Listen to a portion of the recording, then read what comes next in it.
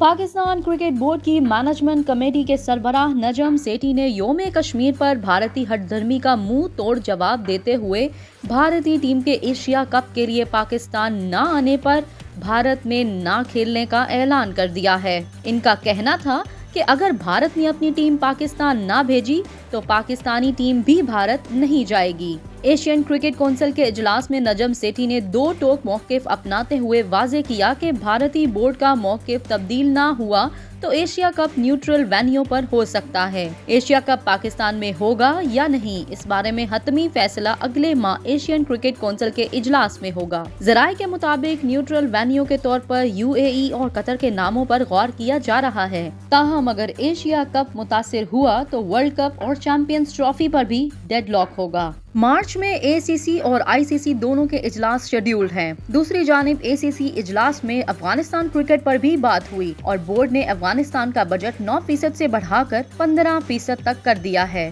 Pakistan cricket board ने Cricinfo की जानिब से एशिया कप सन 2023 के हवाले से लगाई गई खबर के कुछ नुकात को बेबुनियाद करार दिया है। क्रिकइन्फो ने एशिया कप सन 2023 के हवाले से एक खबर शाया की है कि जिसमें कहा गया है कि एशियन क्रिकेट काउंसिल ने तमाम मेंबरान को कहा है कि वो अपनी अपनी हुकूमतों से मौक़िफ़ लें कि आया टीमें पाकिस्तान भेजी जा सकती हैं या नहीं। पाकिस्तान क्रिकेट बोर्ड की जानिब से जारी करदा एलामिये में कहा गया है कि इजलास में ऐसे कोई मामलात नहीं उठाए गए और न ही किसी रुकन ने पाकिस्तान में खेलने के लिए हुकूमती मंजूरी लेने का कोई इरादा जाहिर किया है। याद रहे कि इससे कबल साबिक चेयरमैन रमीज राजा भी भारतीय टीम के पाकिस्तान न आने की सूरत में वर्ल्ड कप में शिरकत न करने का ऐलान कर चुके थे।